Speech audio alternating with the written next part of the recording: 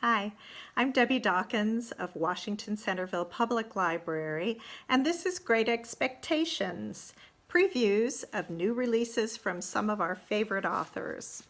This first title is The Night Watchman by Louise Erdrich. It was released on March 3rd.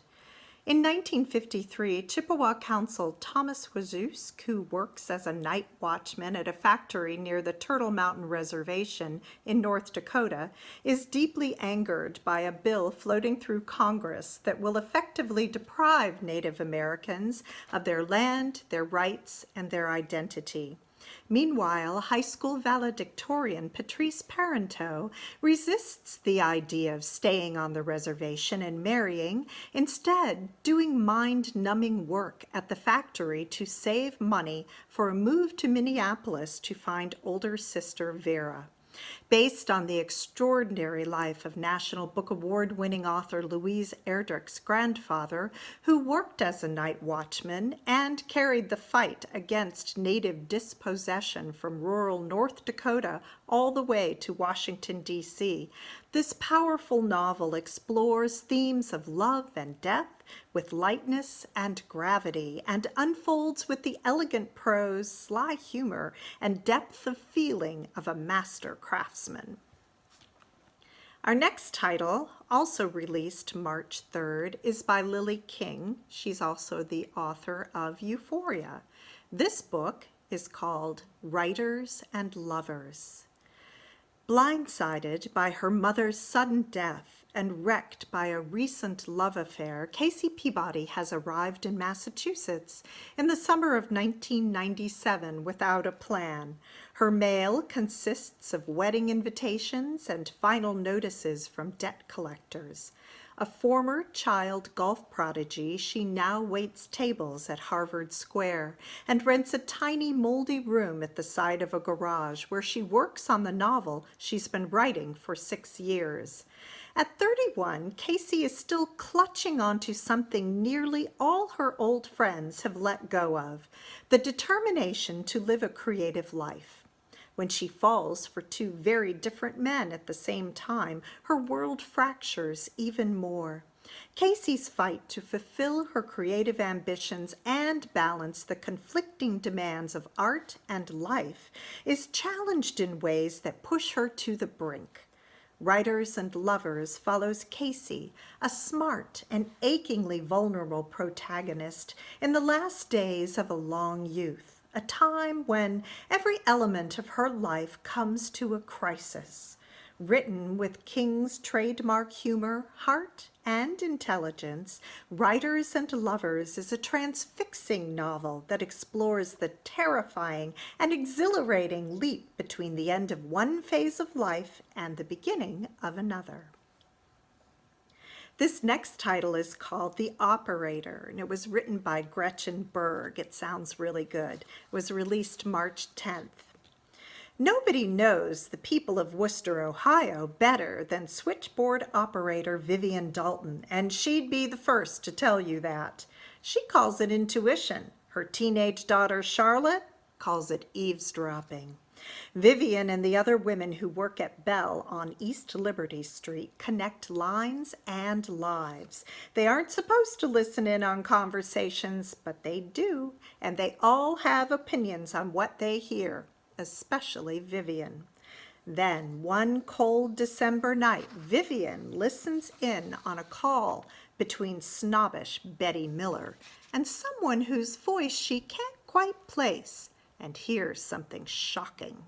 Betty Miller's mystery friend has news that, if true, will shatter Vivian's tidy life in Wooster, humiliating her and making her the laughing stock of the town.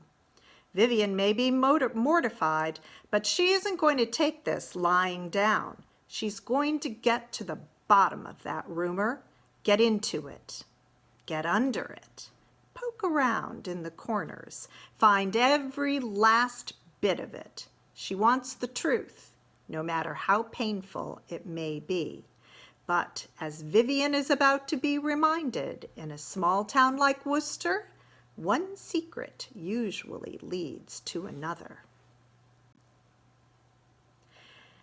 Here's a review summary of a book by kind of a local author, Tara Shea Nesbitt. She's a professor at Miami University. Fantastic book, Beheld. It was released on March 10th. 10 years after the Mayflower Pilgrims arrived on rocky, unfamiliar soil, Plymouth is not the land its residents had imagined. Seemingly established on a dream of religious freedom, in reality, the town is led by fervent Puritans who prohibit the residents from living, trading, and worshiping as they choose. By the time an unfamiliar ship bearing new colonists appears on the horizon one summer morning, Anglican outsiders have had enough.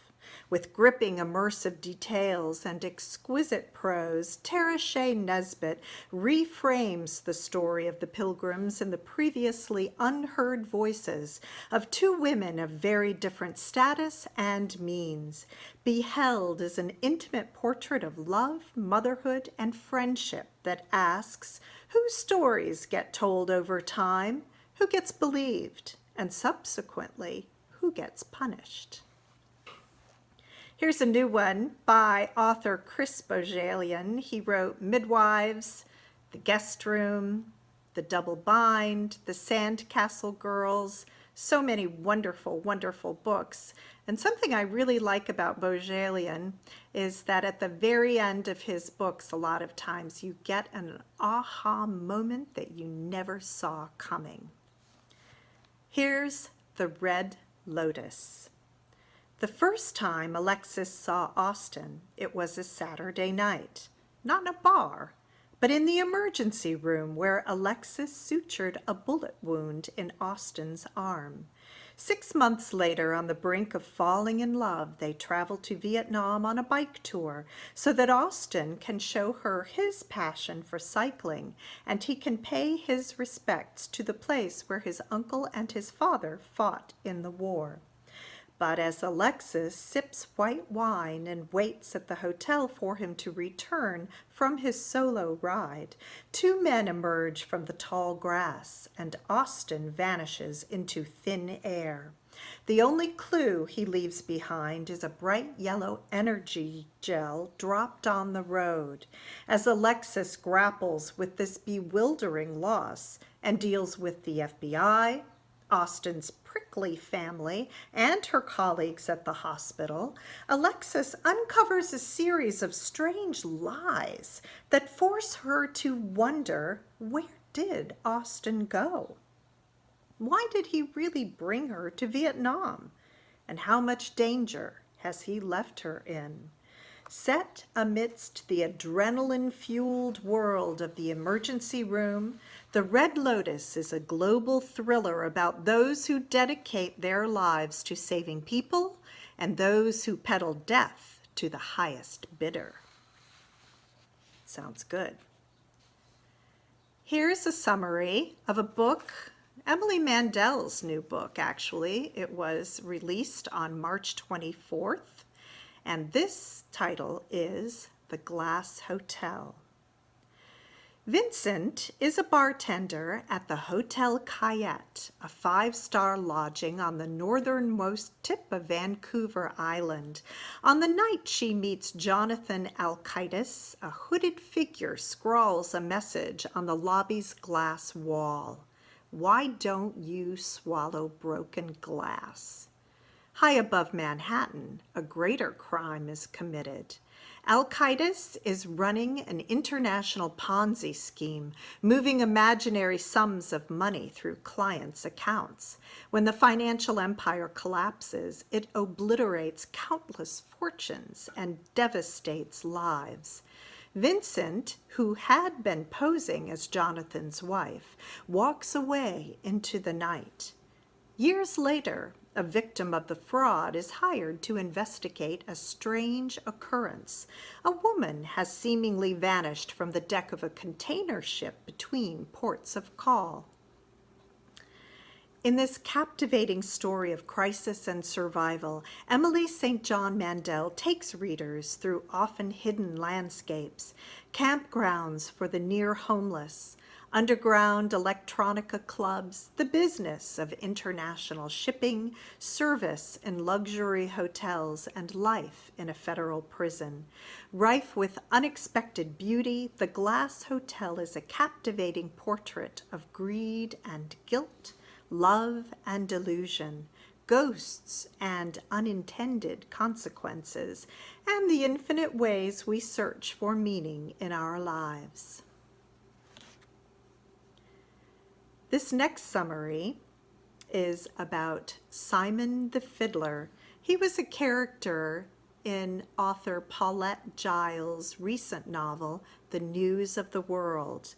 This was published April 14th, Simon the Fiddler on April 14th. In March 1865, the long and bitter war between the states is winding down. Till now, 23-year-old Simon Boudlin has evaded military duty thanks to his slight stature, youthful appearance, and utter lack of compunction about bending the truth. But following a barroom brawl in Victoria, Texas, Simon finds himself conscripted, however belatedly, into the Confederate Army. Luckily, his talent with the fiddle gets him a comparatively easy position in a regimental band. Weeks later, on the eve of the Confederate surrender, Simon and his bandmates are called to play for officers and their families from both sides of the conflict. There, the quick-thinking, audacious fiddler can't help but notice the lovely Doris Mary Ahern, an indentured girl from Ireland, who is governess to a Union colonel's daughter. After the surrender, Simon and Doris go their separate ways. He will travel around Texas seeking fame and fortune as a musician. She must accompany the colonel's family to finish her 3 years of service. But Simon cannot forget the fair Irish maiden and vows that someday he will find her again.